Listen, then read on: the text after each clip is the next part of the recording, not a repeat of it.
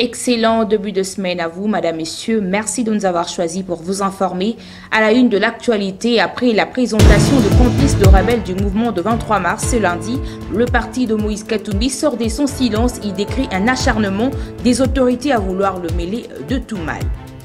Plus de 79 sujets rwandais et burundais en situation d'irrégularité interpellés à Goma, parmi lesquels 5 militaires en divagation.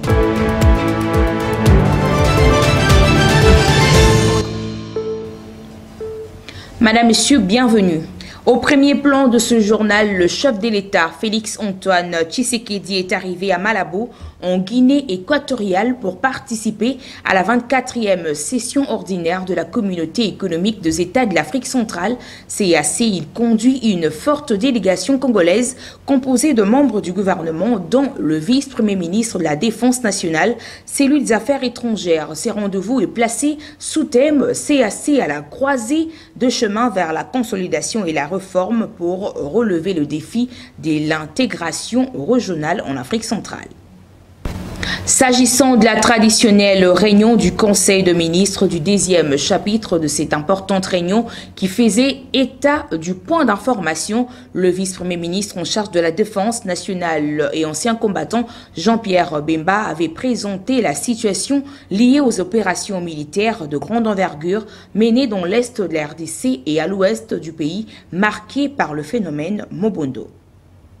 Toujours sur ces chapitres sécuritaires, le vice-premier ministre, ministre de la Défense nationale, a présenté au Conseil la situation opérationnelle du pays, aussi bien à l'est qu'à l'ouest de la République démocratique du Congo. Nos forces de défense et de sécurité s'emploient également à venir à bout de l'activisme des terroristes ADF-MTM dans les secteurs Sokola, un Grand Nord et en Ituri, selon de sources concordantes de l'État islamique qui menace de leur couper la bourse en cas d'accalmie, ainsi que la récurrence des incursions de groupes armés communautaires, notamment les Codeco et Zaïre dans la province de l'Ituri. À l'ouest, il s'observe une accalmie en dépit de quelques cas d'incursion des insurgés Mobondo dans la province du Maïndombe et dans la commune urbano-rurale de Maluku-ville, province de Kinshasa. Le vice-premier ministre, ministre de la Défense, a présenté aussi au Conseil toute la situation opérationnelle en signalant la détermination appuyée de forces de sécurité et de défense en vue de préserver en tout temps et en tout lieu l'intégrité du territoire national. Et dans l'optique d'améliorer la qualité de l'enseignement en RDC, le ministre de l'EPST, Tony Mwabakazadi, a procédé ce lundi 11 mars au lancement de la formation de formateurs ou des inspecteurs au niveau maternel et primaire pendant 5 jours. Au total, 50 experts ainsi que des inspecteurs de ces sous-secteurs bénéficieront de nouvelles connaissances sur le développement humain pour accompagner l'enfant à l'âge préscolaire et scolaire. Dans son discours d'ouverture, le patron du 10 secteur a souligné l'importance de cette formation à l'heure de la gratuité de l'enseignement de base. Notre système éducatif en général et notre sous-secteur de l'EPST en particulier sont régis par une stratégie sectorielle de l'éducation et de la formation horizon 2016-2025 déclinée en 3 axes.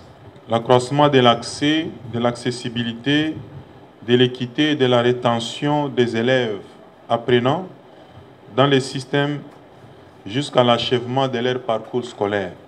L'amélioration de la qualité, de la pertinence et de l'efficience des enseignements apprentissages, ainsi que le renforcement de la gouvernance et du pilotage du système éducatif. Tous ces efforts ne peuvent véritablement générer de bons effets que s'ils sont portés par des enseignants et des inspecteurs scolaires dont les capacités sont régulièrement renforcées, tant au plan de contenu des matières inscrites au programme national, des approches didactiques adoptées par notre système éducatif, que du développement global de l'enfant. Fort de cette évidence, j'ai mis sur pied une commission permanente d'encadrement des opérateurs pédagogiques de l'EPST en République démocratique du Congo, qui nous fait l'honneur aujourd'hui d'organiser une session de formation de renforcement des capacités de 50 inspecteurs de Cernafor maternelle et Cernafor primaire sur une thématique spécifique, à savoir connaître le développement humain pour accompagner les apprentissages au niveau préscolaire et scolaire, qui sera animé par un formateur international à qui je souhaite une chaleureuse bienvenue et un fructueux séjour de travail parmi nous. Madame, Monsieur, le député national Daniel Bumba est le candidat de la formation politique UDPS à l'élection de gouverneur de la ville de Kinshasa. Il a été présenté dimanche 10 mars dernier par le secrétaire général de cette formation politique, Augustin Kabouya, lors d'une matinée en son siège. Suivez. C'est devant les combattants et combattantes de l'Union pour la démocratie et les progrès social que Daniel Bumba a été présenté comme candidat à l'élection de gouverneur dans la ville de Kinshasa pour le compte de l'UDPS. D'une manière officielle, les candidats de l'UDPS comme gouverneur pour la ville-province de Kinshasa, Daniel Bumba. Merci pour la communauté de Congo. Merci pour la communauté de Congo. Ah oui. Ici, il s'agit de l'UDPS. Il s'agit de l'intérêt de l'UDPS.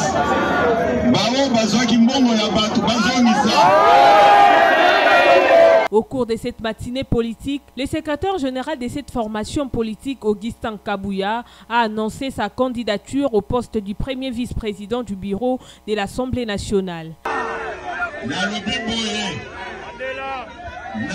Candidat premier vice-président de l'Assemblée nationale. Dans la foulée, le numéro 1 du parti présidentiel a révélé que la primature reviendra à l'UDPS comme première force de l'Union sacrée. Par ailleurs, l'informateur désigné par le chef de l'État a fixé l'opinion sur ce qui retarde la fin de la seconde partie de sa mission.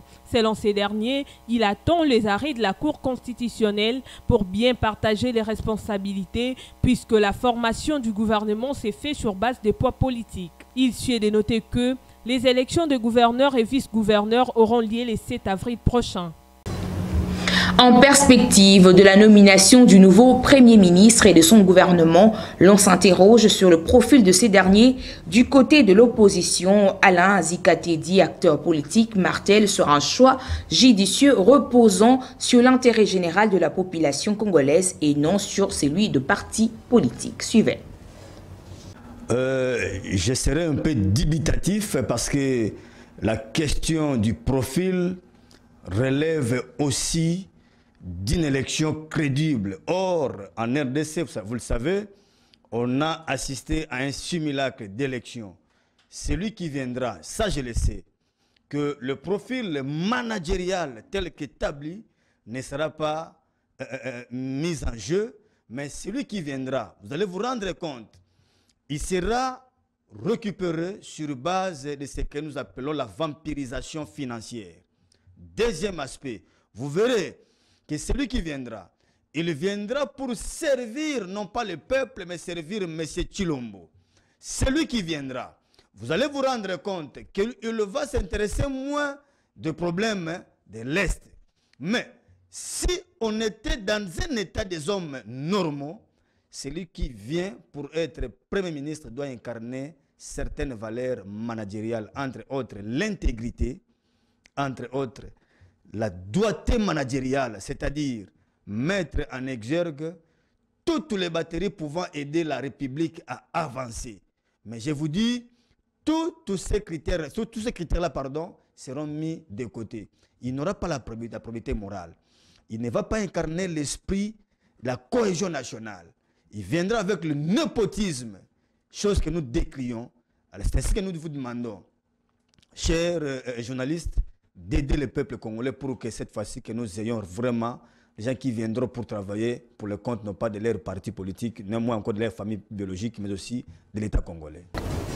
Et au sujet de la présentation de complices de rebelles du mouvement de 23 mars, le parti politique de Moïse Katumbi sort de son silence pour démentir les accusations en son chef portées par le porte-parole de l'armée congolaise à sa récente sortie médiatique. À l'occasion de la présentation à la presse des personnes présumées coupables de complicité avec les M23 et traîtres de la cause nationale, le vendredi 8 mars 2024, les propos du général Sylvain Ekenge Bomoussa, porte-parole des forces armées de la RDC à Goma, mettant à l'index les partis Ensemble pour la République, ne sont pas passés inaperçus et appellent de notre part quelques observations pour éclairer l'opinion tant nationale qu'internationale. Ensemble pour la République, parti politique créé le 19 décembre 2019, et reconnu ou enregistré par le ministère de l'Intérieur le 20 novembre 2020, ne pouvait pas avoir de député en 2018 puisqu'il n'existait pas. Monsieur Alain Aliongera a été fait député provincial en 2018 dans le siège d'un élu du parti AARC de FCC, qui lui a laissé son siège provincial en territoire de Walikale.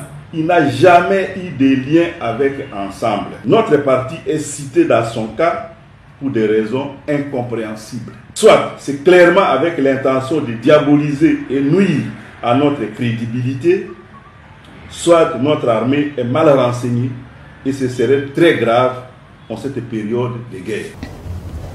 Poursuivons par cette information après le présumé rumeurs qui ont circulé sur la toile sur une prétendue démolition de tombes de cimetières Itig de la ville de Goma pour donner place à une zone aménagée au profit d'un opérateur économique. La société civile du Nord Kivu est descendue sur le lieu pour s'enquérir de cette situation. Voici la vraie version donnée par la société civile de la place.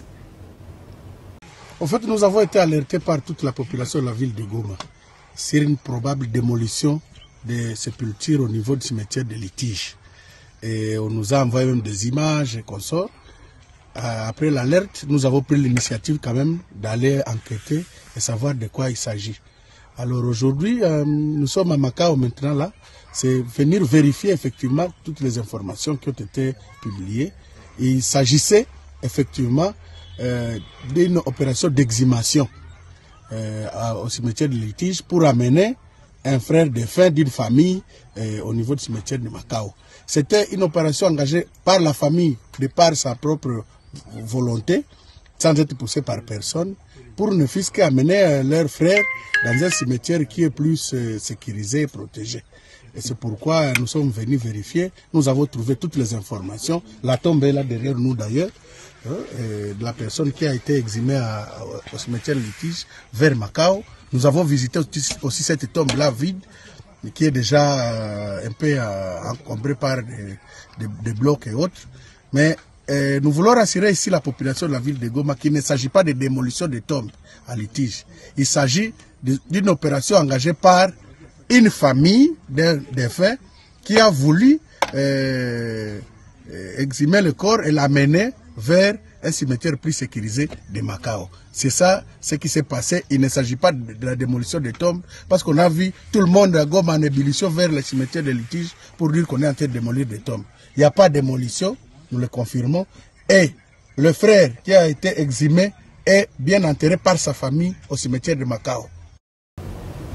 Toujours en province, sachez que la police nationale de la ville de Goma a interpellé plus de 79 sujets rwandais et burundais qui vivent en situation d'irrégularité dans le chef-lieu du Nord Kivu, notamment dans 3 maisons de tolérance et un hôtel nommé Victoria. Selon l'information livrée à la presse par le maire de cette ville, 5 militaires en divagation étaient parmi ces personnes. Au moins 79 personnes en situation d'irrégularité ont été présentées à la presse le week-end dernier par le maire de la ville de Goma dans la province du Nord Kivu. En effet, la police nationale congolaise du chef-lieu de la province du Nord Kivu, notamment la ville de Goma, a interpellé plus de 80 sujets rwandais et burundais qui ont été trouvés dans 3 maisons de tolérance, notamment chez 3 dames qui se nomment Maman Lipo, Maman Eva et Maman Chance, ainsi que dans un hôtel dénommé Victoria, dans le chef-lieu de cette province. Selon le commissaire supérieur Senga Seogo Masengo, qui fait partie de l'escadron de la police anticriminalité et de lutte contre le stupéfiant, rapporte que parmi ces citoyens d'origine rwandaise et burundaise, on compte aussi 5 militaires en divagation qui étaient ensemble avec ces étrangers en situation d'irrégularité. Cependant, le maire de la ville de Goma, le commissaire principal Kapend Kamed Faustin, a exprimé son regret du fait que la plupart de ces femmes interpellées ont été testées séropositives et atteintes du VIH. Il s'est dénoté que ces sujets étrangers ont été remis au service de sécurité pour une audition et aussi à la disposition de la Direction générale de migration pour la canalisation de ces dossiers. Par ailleurs, Faustin Capen craint que ces personnes soient utilisées pour menacer la sécurité sanitaire de la ville de Goma. Ainsi, il sollicite l'autorité urbaine de cette province à instruire à la DGM d'user de toute sa force légale afin d'empêcher à jamais le retour de ces individus qui représentent un réel danger dans la vie des Congolais tout ensemble et surtout pour la jeunesse de la ville de Goma. Toujours en province, en marge de la journée du 8 mars dédiée à la célébration des droits de la femme, au plan national comme à l'international, les femmes du territoire de Massissi vivant en situation de guerre imposée par le force négative du M23 et son allié, le Rwanda, ont encouragé le chef de l'État, Félix-Antoine Tshisekedi, à appliquer la peine de mort contre le traître qui opère au sein de forces régulières de la RDC au profit de Paul Kagame. Au Nord Kivu, dans le territoire de Massissi, les femmes qui sont victimes des atrocités liées à la guerre imposée par le rebelle du M23 et leurs alliés du Rwanda ont formulé une demande à l'intention du chef de l'État, Félix-Antoine Tshisekedi Tshilombo. En effet, en marge de la journée internationale du 8 mars de chaque année dédiée à la célébration des droits de la femme. Ces dernières ont encouragé le président de la République, Félix-Antoine Tshisekedi, de maintenir en application la sentence de la peine de mort pour les traîtres qui sont au sein des forces armées congolaises FARDC en sigle. Notons aussi que ces femmes victimes de viols et de toute autre violence ont suggéré au président de la République, Félix Tshisekedi, d'attaquer cette fois-ci l'ennemi, ne pas attendre qu'à tout moment ce soit les ennemis qui nous attaquent, afin de mettre un terme à cette barbarie qui gangrène la vie de la population dans l'est de la RDC et ainsi permettre aux habitants de retrouver leur milieu respectif au lieu de se déplacer à tout moment. Cependant, ces femmes ont aussi exprimé leurs soucis au chef de l'État, président de la République, celui de revoir la ligne budgétaire affectée à la guerre d'agression rwandaise. Par ailleurs, ces femmes ont aussi recommandé au président de la République de s'occuper des auteurs de détournement des deniers publics et de réduire aussi les trains de vie des institutions de la République en faveur de la défense nationale et enfin de rompre toute relation diplomatique avec le Rwanda. Dans un autre registre, l'Assemblée chrétienne mondiale ASEM de Kinshasa, sise sur l'avenue Ouassa dans la commune de Massina, que dirige le révérend pasteur Joseph Ngalamolomé, organise une action évangélique du vendredi 29 au dimanche 31 mars 2024 à partir de 15h juste, sous thème Lazare sort, tiré du livre de Jean dans son chapitre 11. Suivez. Oui, merci la passe qui est derrière moi. C'est une grande action évangélique que nous sommes en train d'organiser afin de sauver les âmes, tous les enfants perdus de Dieu qui sont à Kinshasa. Nous avons organisé une grande action pour vous, pour votre salut et votre délivrance. Oui, l'objectif qui est poursuivi n'est rien d'autre que le salut des âmes. Nous voudrions que les âmes soient sauvées en Christ et que les âmes soient également délivrées. Nous avons 4 intervenants ou orateurs au cours de notre action. Il y a Pasteur Modeste Chilumba, il y a Pasteur Martin Kapuku, il y a Pasteur Joseph Naoumé qui parle. Et nous avons encore un troisième orateur qui est Pasteur Philippe Lukonde, qui est le berger de notre église de l'Ancien Kinshasa. Je voudrais annoncer les thèmes. Les thèmes nous avons tirés dans le livre de Jean, chapitre 11, verset 1er jusqu'au verset 43. Ce thème-là, nous l'avons intitulé Lazare sort. C'est que les soucis que nous avons avec ce thème, nous avons beaucoup d'enfants de Dieu, beaucoup de non-croyants qui dorment encore dans le mal, qui dorment dans le péché, qui ne sont pas délivrés. Alors nous les invitons au cours de ce thème afin qu'ils se réveillent, qu'ils sortent de la prise des démons où ils sont pour recevoir Jésus-Christ. En international, les Congolais de Rome ont organisé une messe suivie d'une marche pacifique pour dénoncer le massacre de population, le pillage de ressources minières, la guerre et l'instabilité chronique dans la partie est de la RDC, ainsi que l'indifférence et les silences complices de la communauté internationale. Lydia Kandolo nous fait le point. Cette marche qui a abouti sur la place Saint-Pierre dimanche 10 mars où le pape François leur a témoigné son affection pour les drames qui sévissent en l'est de la République démocratique du Congo. L'aumônerie catholique congolaise a organisé une messe suivie d'une marche pour la paix pour implorer la paix en République démocratique du Congo. Plus d'une centaine de Congolais ainsi que les ressortissants d'autres pays ont pris part à cet événement. Après la prière de l'angéliste de ce dimanche, le pape François a témoigné son affection à la communauté catholique de la RDC à Rome et a demandé de prier pour la paix ainsi que dans l'Ukraine tourmentée et en Terre Sainte. Et avec beaucoup d'amour, j'accueille la communauté du Congo qui se trouve à Rome en ce jour-ci. Prions pour la paix dans ce pays. Et également prions pour l'Ukraine martyrisée et pour la Terre Sainte. Et que les hostilités, la guerre cessent et que les souffrances des peuples cessent. Je vous souhaite à vous tous un très bon dimanche. Rappelons que le massacre des populations civiles, les pillages des ressources minières, les attaques à répétition des groupes armés, dont le M23, les déplacements massifs sont devenus les quotidiens de population de l'Est de la République démocratique du Congo. Selon les mêmes portails, les manifestants ont dénoncé les génocides congolais qui a fait, d'après les bilans inscrits sur les banderoles de marcheurs, jusqu'à 12 millions de morts. Abordant les questions sportives en RDC, 4 matchs étaient au rendez-vous dans les 4 coins de la République démocratique du Congo.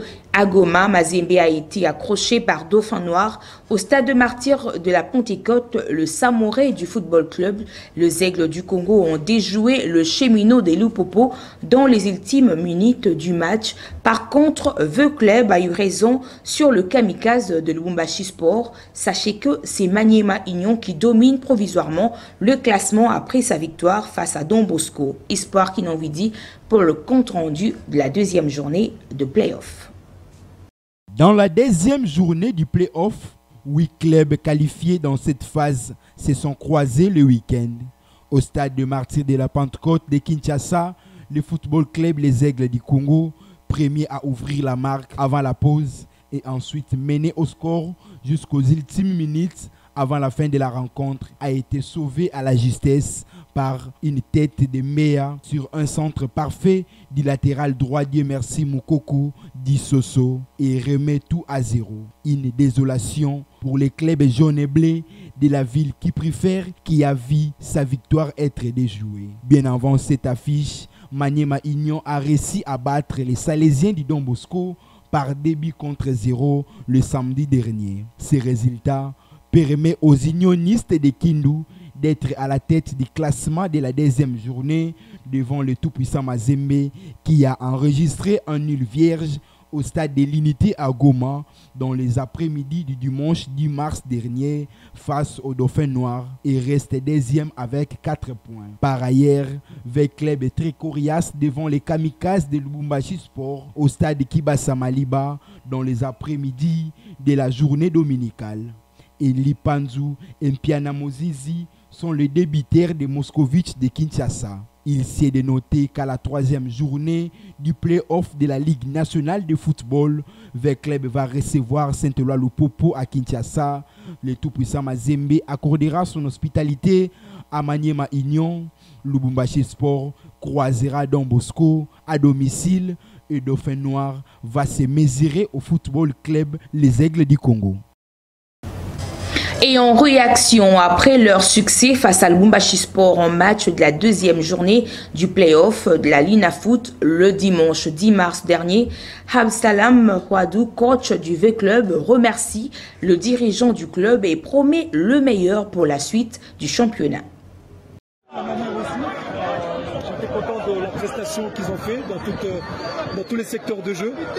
Maintenant, je pense qu'on aurait pu peut-être corser l'addition si on était un peu plus efficace. Et parce que 2-0, vous savez, c'est un score piège. Et à l'avenir, il va falloir peut-être essayer de corser, être encore un peu plus efficace devant le but. Mais en tout cas, on va pas faire la fine bouche. C'était une belle prestation de Vita Club et j'espère qu'on a lancé nos playoffs. Oui et non, on s'est pas endormi. Je pense que l'équipe en face aussi a essayé de revenir au score, a essayé de marquer. Ils ont fait rentrer 2 attaquants, donc moi j'ai voulu renforcer un peu ma ligne défensive pour vraiment garantir ce résultat. Mais c'est vrai qu'à par moment on a pu perdre un peu la maîtrise. Mais bon, on va pas faire la fine bouche, je pense que c'est une belle victoire pour Vita Club. Non, écoutez, on va vite rentrer, on va vite récupérer. D'ailleurs, on remercie notre président de nous avoir affrété un avion pour pouvoir rentrer dès ce soir. Et on va préparer ce match-là avec beaucoup de sérieux parce que c'est un match très très important. Lupopo est une belle équipe aussi. On va essayer de vraiment de donner une belle prestation face à notre public aussi. Et c'est des belles affiches en tout cas pour le football congolais. Parlons cette fois-ci de valeurs nutritives. La rédaction vous amène à la découverte des bienfaits du petit cola. Suivez. Originaire de régions forestières d'Afrique de l'Ouest, le petit cola est une plante dont sa principale partie utilisée est la graine contenue dans les fruits qui peut être séchée et généralement mâchée, infusée dans l'eau, en décoction ou transformée en poudre. Appelé Ngadiadia ou Makasu en République démocratique du Congo, le petit cola est une sorte de noix appréciée par de nombreux consommateurs qui lui attribuent de vertus médicinales et aphrodisiaques d'après une opinion populaire africaine. Le petit cola favorise la circulation sanguine et l'éveil, rafraîchit la laine, soulage les douleurs associées aux menstruations féminines, soutient le système immunitaire. Très riche en caféine, il contribue à améliorer l'endurance lors des rapports sexuels et aurait un effet bénéfique sur la fertilité masculine et sur la production de spermatozoïdes. Bien que ses vertus aphrodisiaques soient vantées, aucune étude ne l'a encore démontré car son efficacité est variable. Il n'est pas capable de traiter de maladies graves. S'agissant d'un produit naturel, le petit cola peut sembler inoffensif. Or, cela n'est pas vrai car il présente des effets secondaires et des contre-indications, notamment les insomnies, les palpitations cardiaques, maux de tête et tant d'autres. Son effet stimulant sur les systèmes nerveux centraux peut mener à l'accoutumance. Par ailleurs, aucun de ces remèdes guérit les morsures du serpent ou scorpion. Malgré tout, il est conseillé de consommer le petit cola avec modération pour prévenir d'autres maladies qui pourraient affecter le rein et la foie. N'est pas de passer 2 noix par jour. Bouclons par le bulletin météorologique. Retenez que la température sera de 21 degrés Celsius dans la capitale congolaise. La force du vent oscillera aux alentours de 3 km dominée par une humidité relative de l'air de 92%, tandis qu'à l'après-midi, Kinshasa atteindra le 30 degrés Celsius avec une ressentie plus chaude de 33 degrés Celsius et le vent devrait atteindre en moyenne le 9 km par heure. Dans la soirée, le ciel sera dégagé et la température retombera vers 26 degrés Celsius, mais la température ressentie sera plus chaude, soit 29 degrés Celsius.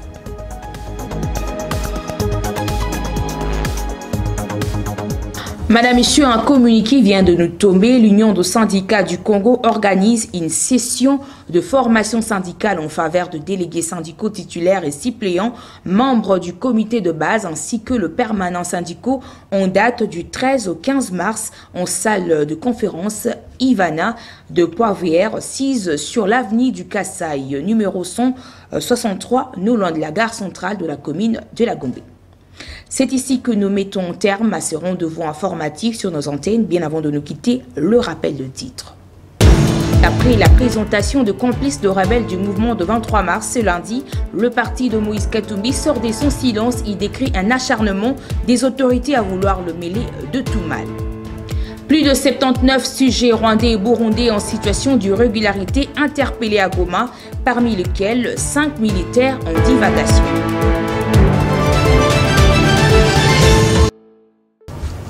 Et les efforts sans faille de la rédaction et de la technique ont conduit à la réalisation de ces travaux de titan. Je vous retrouve demain avec la même ferveur. D'ici là, portez-vous bien. Au revoir.